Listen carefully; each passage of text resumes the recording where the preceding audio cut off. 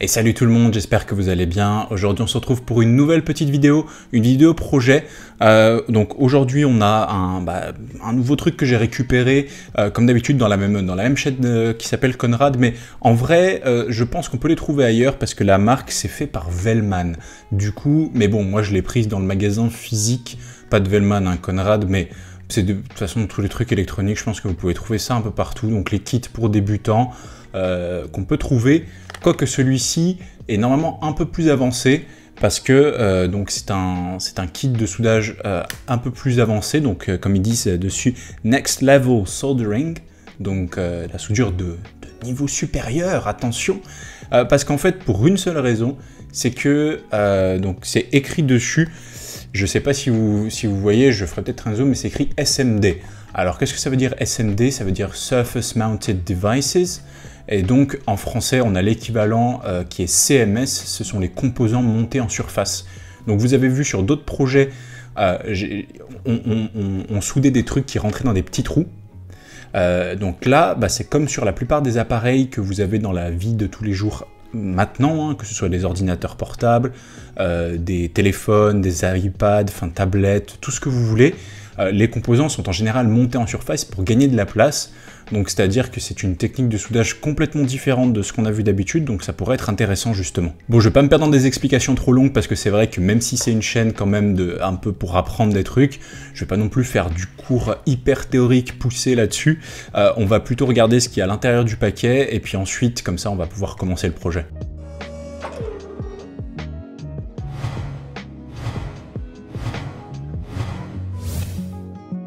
Bon, comme j'avais fait pour des projets précédents, j'ai décidé là de ne pas garder la partie où je montre ce qu'il y a à l'intérieur du paquet. Au final, je remontre exactement les mêmes choses pendant le montage. Donc en fait, ça sert strictement à rien, à part une perte de temps, et puis ça fait quelque chose quand même de moins digeste, je trouve. Donc on va pas tergiverser plus longtemps, et puis on va passer directement au montage. Bon, dans cette partie du coup, on va recouvrir tous les trucs de cuivre avec de la soudure. Je pense que ce sera la technique la plus simple. Évidemment, je vais faire ça en accéléré, parce que sinon ça va être très très long. Mais voilà, juste de déposer un petit peu de soudure sur chaque, pas trop non plus, et puis voir après ce que ça donnera.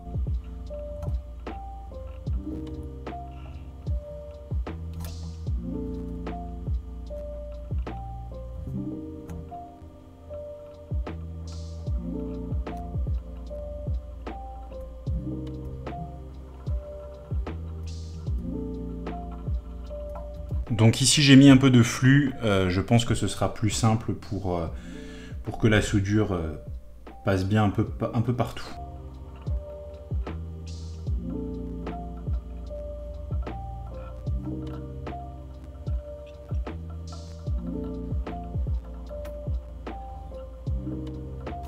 Bon, on vient de terminer de déposer la soudure, il y a certains endroits ça s'est mieux passé que d'autres, de toute façon on verra bien, on va juste nettoyer le flux qui est en trop.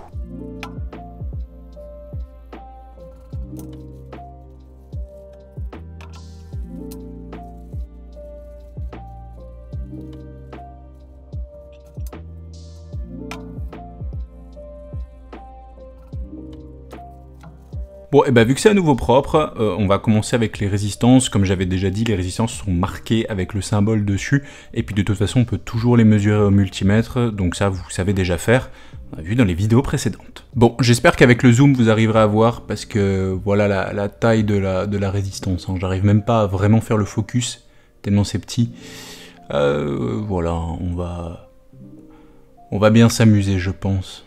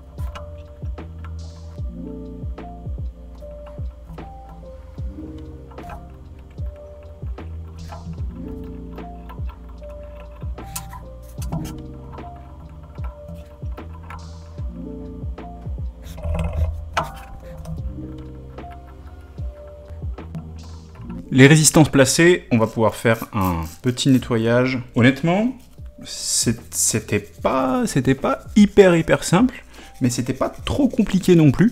En fait, la seule complication réside dans le fait que ce soit tout petit. Donc ouais, les composants sont vraiment très petits pour le coup. Donc ouais, c'est difficile de le faire comme ça à l'œil nu en fait. Mais sinon, honnêtement, ça va. Hein.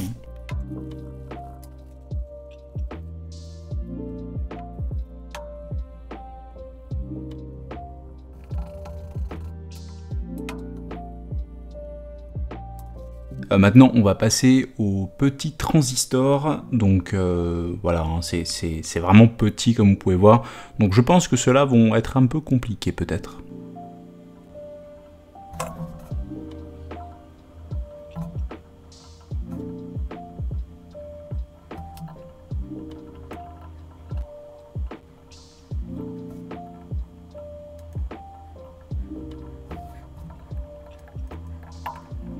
Bon, on a fini avec les transistors, du coup, on va nettoyer à nouveau. Hein. À chaque fois, c'est toujours bien de faire un petit nettoyage. Ça permet de garder ça bien propre. À noter que j'ai été agréablement surpris. C'était plus facile que prévu. Honnêtement, je pense que j'ai moins galéré à mettre ces transistors-là que les transistors que je mets d'habitude quand on fait des projets avec les trucs classiques, quoi, avec les trous. Hein. Là, bizarrement, c'était plus facile.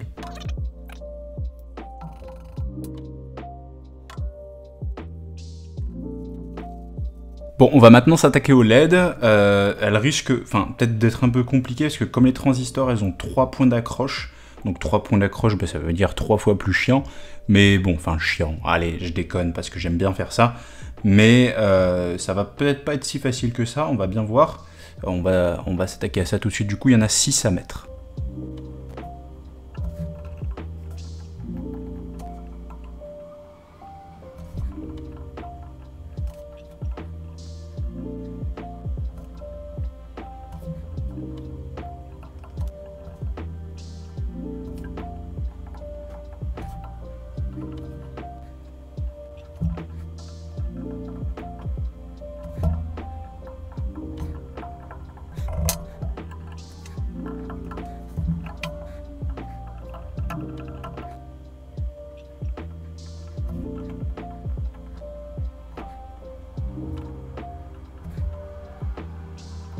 Bon, on a fini de mettre les LED, comme d'hab, après avoir soudé quelque chose.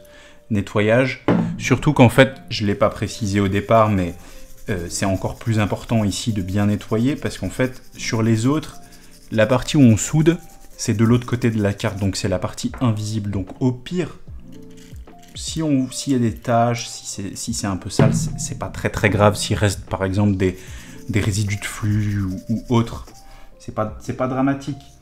Mais là, ça va se voir, donc il faut faire attention.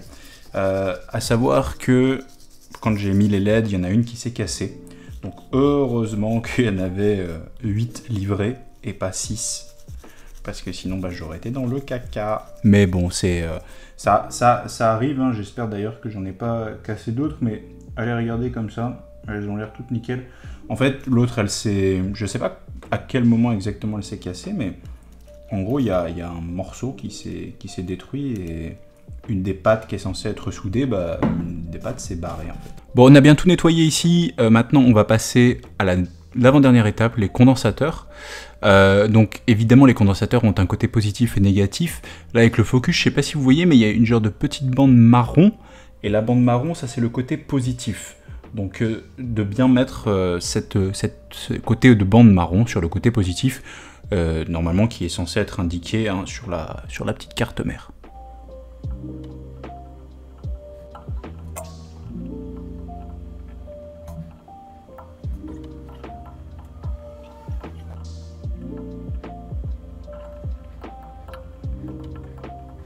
Bon, juste une chose au niveau de la vidéo, la luminosité a baissé, c'est des petits bugs qui arrivent de temps en temps. On a fini de mettre les condensateurs, nickel, aucun problème, donc on va mettre directement la pile, parce que il n'y a pas besoin vraiment de transition, comme ça on nettoiera tout d'un coup.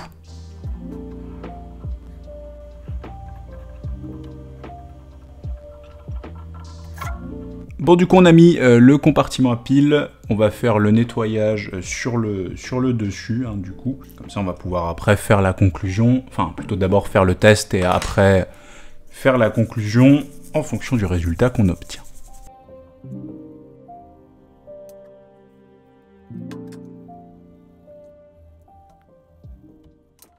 Bon, et ben on a terminé la soudure, tout ça. On va directement tester. Et je vois que ça fait déjà de la lumière et bah nickel. Hein. Bon, bah ça marche très très bien. Ce que je vais faire, c'est que je vais aller vous éteindre la lumière juste pour quelques secondes pour que vous voyez à peu près à quoi ça ressemble dans le noir total.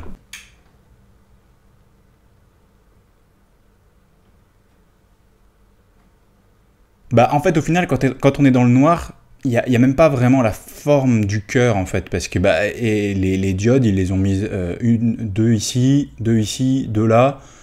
Ça fait pas vraiment la forme d'un cœur, mais bon, on peut s'imaginer. Et puis, vu qu'il y a les lumières, on peut peut-être un peu deviner la forme, mais franchement, bon, c'est pas ouf non plus, mais bon, c'est quand même. On est quand même content que ça fonctionne. Ça veut dire qu'on s'est bien débrouillé et qu'on a tout bien soudé. Donc ça c'est nickel. Ouais, bah du coup on va conclure.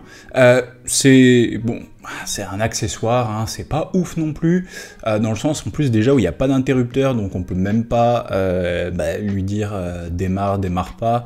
À partir du moment où on met la pile, les LED commencent à clignoter. Donc après je pense pas que ça ait une grosse consommation, mais voilà.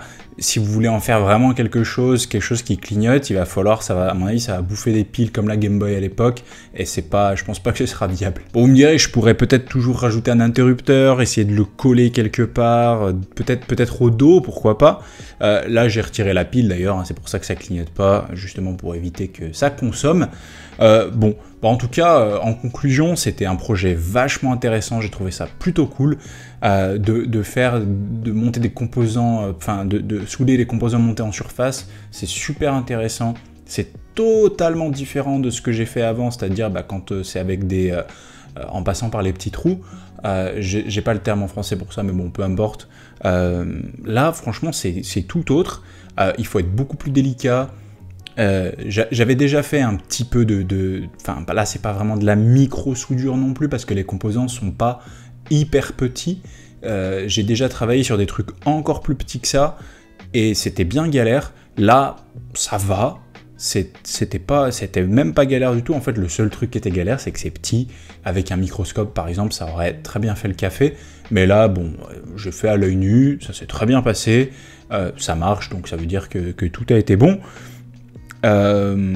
Voilà, il n'y a rien à dire de plus. Vous pouvez en faire un bijou si vous voulez, vous mettez un petit truc là pour en faire un collier, vous pouvez le mettre dans un cadre ou ce que vous voulez. C'est surtout pour le côté apprentissage et se familiariser avec cette technique de soudure, parce que les composants montés en surface, c'est vraiment totalement différent de ce qu'on a l'habitude de voir avec les petits trous. Bon, si vous avez aimé la vidéo, n'hésitez pas à mettre un pouce bleu, n'hésitez pas non plus, pourquoi pas, à partager la vidéo, vous abonner également, la chaîne monte, ça fait très plaisir. Pour ceux qui sont abonnés, la petite cloche comme d'habitude. N'oubliez pas, vous pouvez toujours aussi me suivre sur Instagram, où je poste parfois des choses que je ne poste pas forcément sur YouTube, donc pour avoir du contenu parfois un peu différent. Et puis bon voilà, hein, j'espère que vous aurez appris et retenu des choses. On se retrouve très vite pour une prochaine vidéo. Ciao.